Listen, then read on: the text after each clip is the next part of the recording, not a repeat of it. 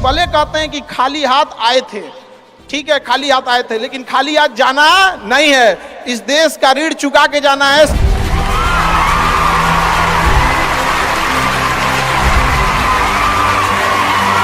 हमेशा याद रखिएगा, अकल बादाम खाने से नहीं ठोकर खाने से आती है।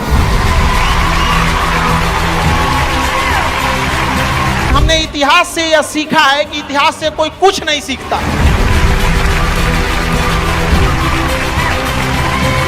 भले जेब खाली हो, जेब में गांधी हो या ना हो, दिल में एक आंधी होनी चाहिए। जो बोले हैं, जो ठाने हैं, वो कर लेंगे यहां पर, और नहीं कर सकते हैं तो दुर्भाग्य है इस भारत की धरती पर जन्म लिया हुआ।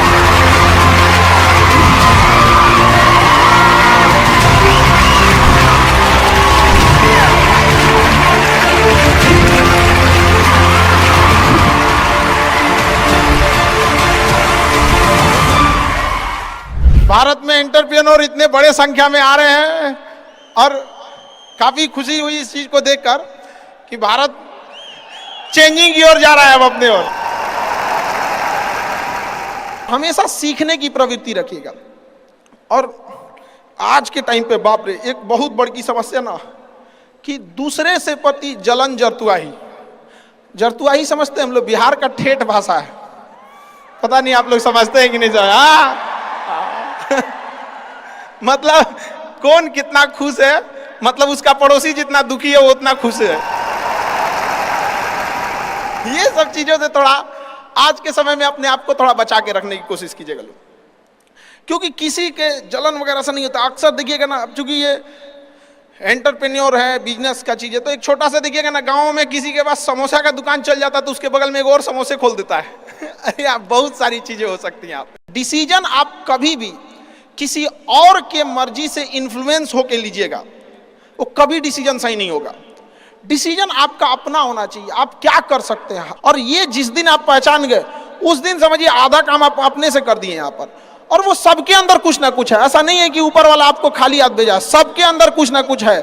और ये लोग भले कहते हैं कि खाली हाथ आए थे, ठीक है खाली हाथ आए थे, लेकिन खाली हाथ जाना नहीं है। इस देश का ऋण चुका के जाना है, समाज को कुछ दे के जाना है, एक अच्छे सिद्धांत, अच्छे कर्म को दे के जाना है। क्या कोई कह सकता है कि अब्दुल कलाम खाली हाथ गए थे? नहीं खाली हाथ गए थे। विवेकानंद खाली हाथ गए थे? अंबेडकर साहब खाली हाथ गए? नहीं गए। तो इस देश में हम खाली हाथ जरूर आए थे, लेकिन इस देश का कर्ज उतारना है, खाली हाथ लौटना नहीं है। कुछ ऐसे सिद्धांत अपने साथ है, कुछ अपने पीछे कुछ यादें छोड़ के जाना है, जिससे कि दुनिया याद कर सके हम लोग को। और हमेशा चीजों में ना अपनी ईमानदारी करिएगा।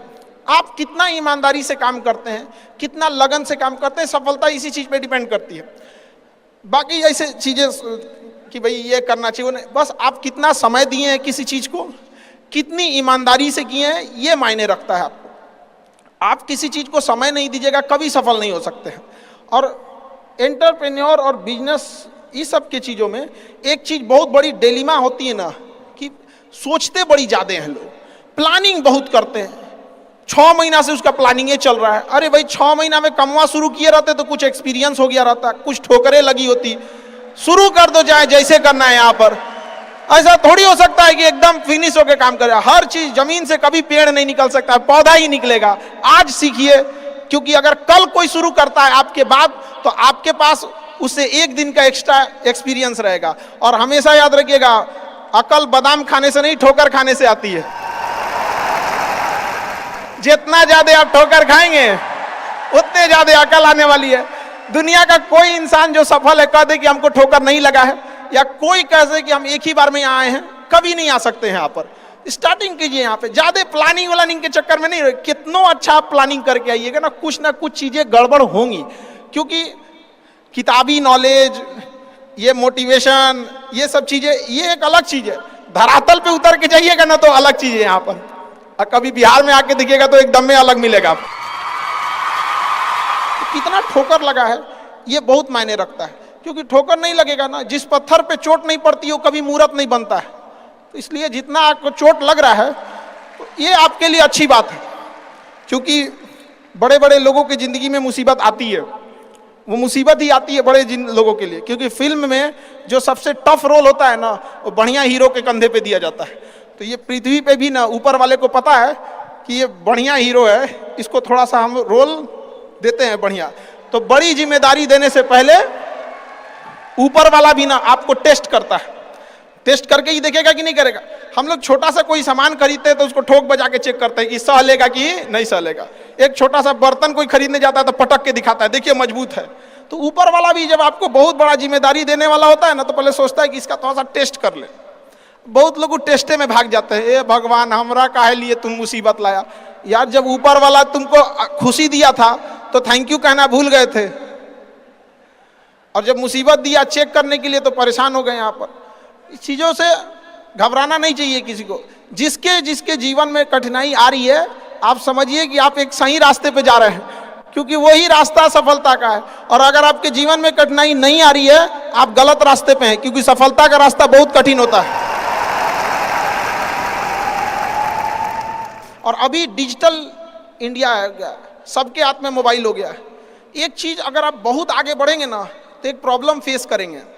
बिना मतलब लोग आपके ऊपर उंगलियां उठाने लगेंगे, बिना मतलब, जिनको कोई मतलब नहीं। आप देखिएगा तो मतलब अजीब लगेगा। इस सब चीजों से कभी मत घबराइएगा। ये कॉस्ट होगी, आपको चुकानी पड़ेगी जब आप बहुत आगे जाएंगे। तो आप लोग बहुत आगे जाएंगे तो पहले से माइंड मेकअप करके रखिएगा। कुछ लोग होंगे जो बिना मतलब आपसे सवाल पूछेंगे, इन लोग को कभी इंटरटेन मत कीजिएगा, क्योंकि अब भाषा थोड़ी हार्ड हो जाएगी, लेकिन एक हार्ड हो जाएगा तो हो जाएगा। बस भाषा, भाव को समझिएगा, भाषा का नहीं। कि कुत्तों की रेस में दौड़ने से घाटा यह है कि जीतने के बाद भी कुत्ता ही कहलाएगा आदमी। एक बार एक रेस में ना कुछ कुत्तों को दौड़ाया गया, बीच में शेर बांधा गया कि कौन तेज दौड़ता है। शेर दौड़ा ही नहीं, कहा कि जीत के भी क्या फायदा, जीतने के बाद वो कुत्ता कहलाएगा। समझा? तो जब आप आगे बढ़ेंगे ना, तो ये कॉस्ट है, समझिएगा इस चीज को। पहले ये कम था, क्योंकि पहले लोगों के पास में हाथ मोबाइल वोबाइल कुछ नहीं था, मतलब काना फूसी में रह जाता था। लेकिन अब ये बहुत बड़े पैमाने पे हो गया। तो ये सब चीजों से बचिएगा, और ये आएगा आपके साथ में लाइफ में ये चीजें। जैसे हम आपको छोटा सा मतलब व्यवहारिक चीज पे बताते हैं। जब बहुत आगे जाएंगे ना, तो कुछ कहेंगे अरे इसका प्रोडक्ट खराब है, इसका ये चीज, मतलब कुछ ना कुछ बोलेंगे। उसको बस ऐसे समझिएगा कि जब आप बढ़ते हैं तो आपके चेहरे पे कभी कभी कुछ दाने निकल जाते हैं, उसको छेड़ा नहीं जाता है। 10 दिन 15 दिन बाद वो खत्म हो जाता है, फिर दिखता तो है तो आपका चेहरा ही दिखता है। और ज्यादा खखोरेंगे ना तो उधर के बर्बाद कर देगा आपको। हम निकला है छोड़ दीजिएगा उसको। एक समय आएगा जब आप ही जाने जाएंगे।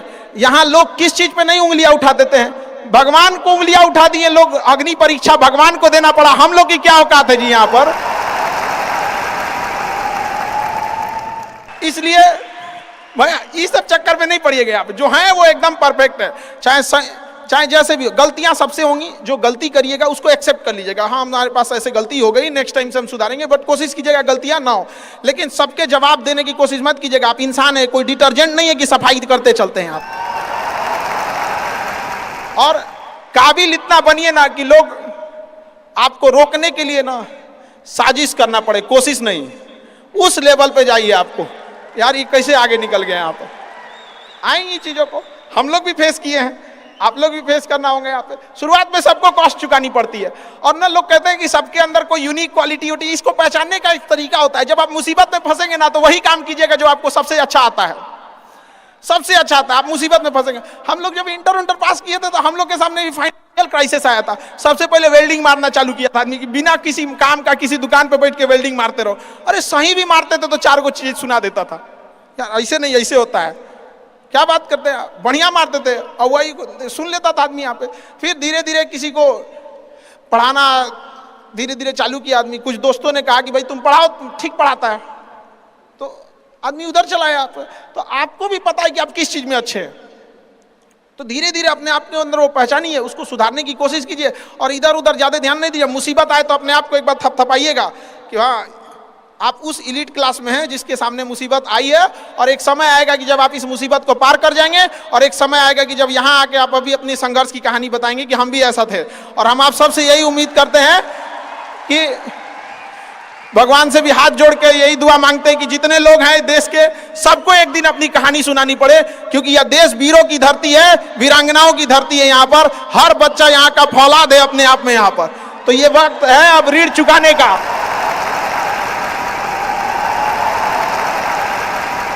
अब इस सदी में हमें अपना नहीं, अब इस देश का भी एक ऋण चुकाना होगा कि शायद पिछले जन्म में बहुत सौभाग्य, बहुत अच्छा काम किए होंगे तो हिंदुस्तान में जन्म लिए, वरना अगर जन्म के समय थोड़ा बहुत बॉर्डर क्रॉस करते ना, उधरिया हो जाते ना, अरे बाप रे बाप, अरे क्या दुर्दशा होता जिसका कोई हद नहीं। यहाँ पे थोड़ा सा बस उधर घसक जाते तो। लेकिन ये हम लोग का सौभाग्य। एक चीज हम लोगों ने गलती किया के बाद, हमने महिलाओं के पावर को ना अंडर एस्टिमेट कर दिया। हम लोग 1947 से जो पुरुष समाज है ये सोच रहा है कि देश को आगे ले जाने के लिए, अभी तक सोचिए रहा है। ये हम लोगों से गलतियां हुई हैं। और लड़कियों को हमने जो साथ छोड़ दिया महिलाओं का ना, बस यकीन मानिए जिस दिन भारत देश की महिलाएं पुरुषों के साथ कदम से कदम मिला ली, 10 साल में देश की सूरत बदल जाएगी, दुनिया देखते रह जाएगी। यहाँ पर हम इस चीज को ज्यादा समझ सकते हैं क्योंकि हमारी खुद की बहन नहीं, अपनी बहन नहीं, लेकिन अभी भी हम अपना घर देखते हैं ना तो लगता है कि बहुत बड़ी कमी है। और अगर बहन रहती तो चीजों को अच्छे से समेट के रख सकती थी। अब तो इसलिए हम देखेंगे हमको इंडिया में सबसे ज्यादा राखी बांधी जाती है, पूरे हिंदुस्तान में सबसे ज्यादा राखी बांधी जाती है। नहीं था तो हमारे यहाँ माझी जी थे ना, वो कहे कि भगवान के भरोसे मत बैठो, क्या पता भगवान तोरे भरोसे बैठा लो। तो बहन नहीं थी तो क्या दिक्कत है, दुनिया में सबसे ज्यादा राखी बांधी गई। अब मतलब आप सोचते हैं कि अगली बार, अभी इस बार 7,500 राखी बांधी गई थी, 7,500। हर साल रक्षाबंधन के बाद, पहले ही रक्षाबंधन से पहले हमको एक डॉक्टर अपॉइंट करके रखना पड़ता है कि सर मेरा ना ब्लड रुक जाएगा, इतना राखी बांधी जाती है। तो आप एकदम ना स्टैंड बाई पे रेडी रहिएगा वहां पे।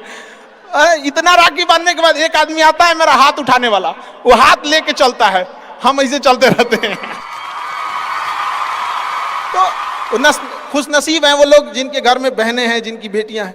आप उसकी कदर नहीं कर सकते हैं तो यकीन मानिए इसका बदला भगवान जरूर लेता है। आजकल लोग देखते हैं कि लोग बहू की कदर नहीं करते। अरे वो आपकी बेटी है, चेहरा बदल के वापस भगवान ने भेजा है आपको, नहीं कर सकते कदर ना, तो आपने भगवान की उस नेमत को ठुकरा दिया है।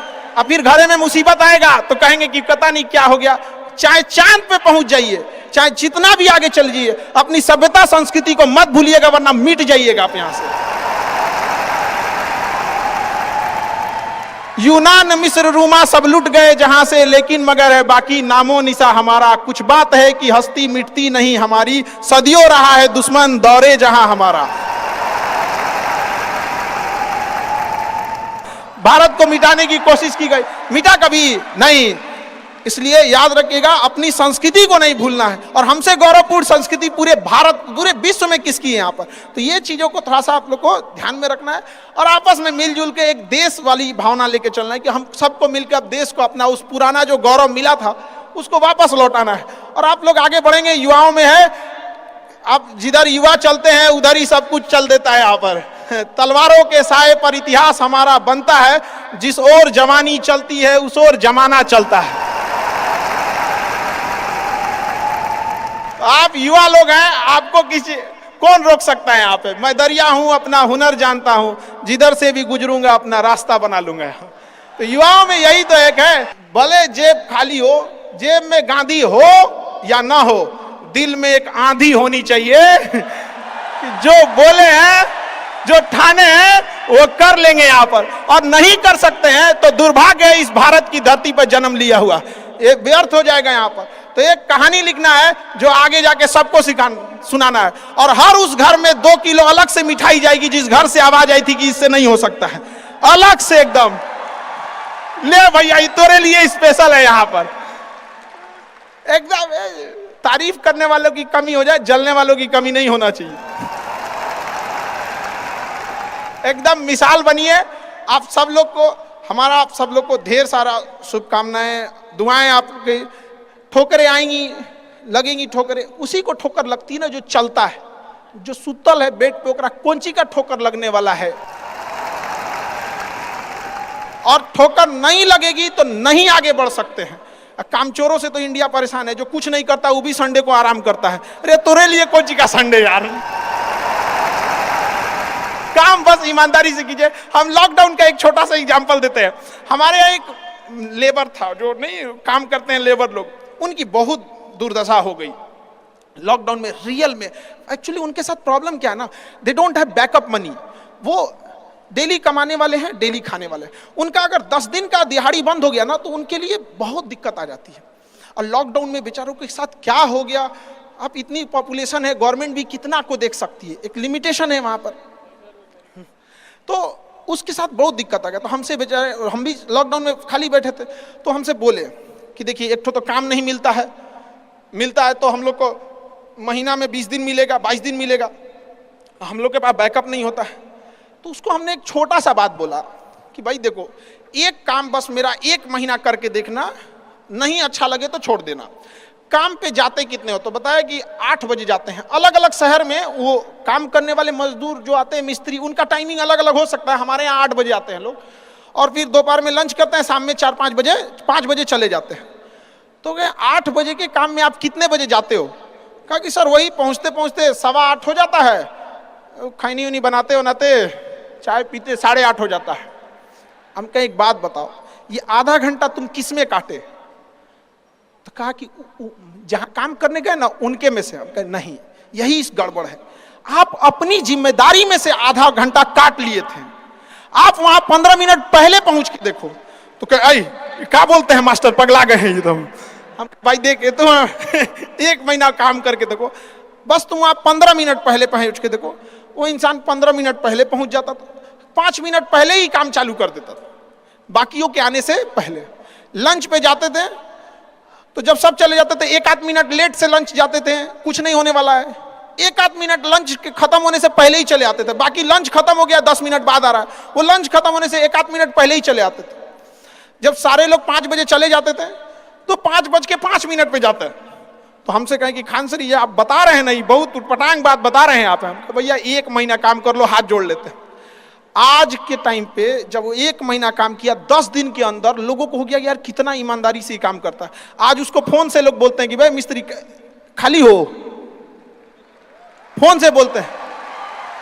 और लोग क्या कहते हैं पता है, इसको काम दे देंगे ना तो टेंशन नहीं है, टेंशन नहीं है, काम वही है। आप दुनिया में कुछ भी कीजिए, बशर्ते क्या कीजिए, ईमानदारी से। और आपके यहाँ जो काम करने आ रहा है ना, प्लीज उसका भी आप लोग, मतलब जो भी आप लोग एंटरप्रेन्योर है तो आपके अंडर में भी लोग काम करेंगे, उसका भी ध्यान रखिएगा एक परिवार की तरह। ये नहीं कि उसका भी रोक रख के सैलरी रख ले 2 महीना 3 महीने का, और उसके बाद कहेंगे कि चौपट काय हो रहे हैं। ऊपर वाले की लाठी में आवाज नहीं होता, इस चीज को हमेशा याद रखिएगा। देखिए जैसे बड़ी कंपनी, याद रखिएगा, बड़ी कंपनी कस्टमर तक डायरेक्ट नहीं पहुंचती है, बीच में एक डिस्ट्रीब्यूटर रखती है, डायरेक्ट कस्टमर को सामान नहीं बेचती है। अगर किसी बिस्किट कंपनी को, तो सोचिएगा बिस्किट डायरेक्ट नहीं देगी, बीच में क्या रखती है, डिस्ट्रीब्यूटर रखती है। उसी तरह ऊपर वाला भी ना सबको हाथ में डायरेक्ट पैसा नहीं देता है, बीच में एक डिस्ट्रीब्यूटर रखता है। हो सकता है आप एंटरप्रेन्योर वही डिस्ट्रीब्यूटर है, आपके माध्यम से गरीबों का चूल्हा जलता है, आप मत मारिएगा। आप प्लीज उन गरीबों का हक मत मारिएगा। नहीं तो बड़ी कंपनी को दिख जाता है कि ये डिस्ट्रीब्यूटर ठीक नहीं है तो उस डिस्ट्रीब्यूटर को चेंज कर देता है। अगर गरीबों का हक मारेंगे और ऊपर वाले को नजर पड़ गया कि ये डिस्ट्रीब्यूटर ठीक नहीं है तो साइड कर देगा, और फिर कहेंगे कि अब हमारा बिजनेस चौपट हो गया। अरे बाबू तुम खुद चौपट किया आपने।